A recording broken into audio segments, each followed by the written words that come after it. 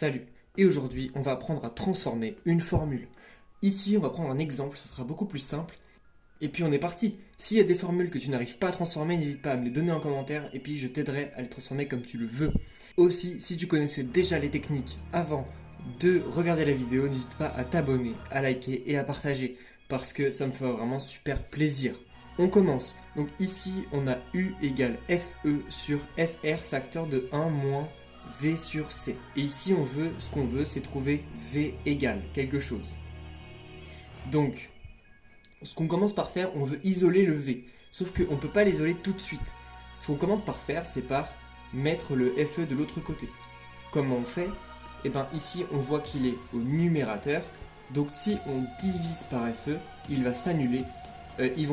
Et ici, on aura U divisé par FE. Ici, je leur écris, j'ai plus d'encre, donc je fais au stylo rouge.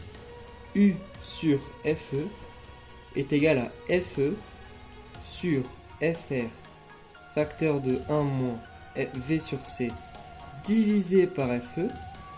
Et là, les deux, ils s'annulent. Donc c'est égal à 1 sur FR facteur de 1 moins V sur C. Ensuite, ce qu'on veut, c'est se débarrasser du 1 là, qui est problématique. Ce qu'on a le droit de faire, c'est d'inverser le numérateur et le dénominateur si on le fait des deux côtés du égal. Donc ici, si je traduis ce que je viens de dire, ça veut dire qu'on a le droit de faire FE sur U est égal à FR facteur de 1 moins V sur C.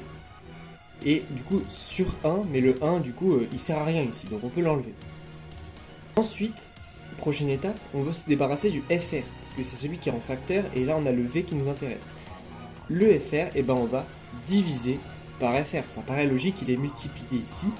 Donc si on regarde, ça nous fait FE sur U sur FR, je le réécris mieux après, est égal à 1 moins V sur C.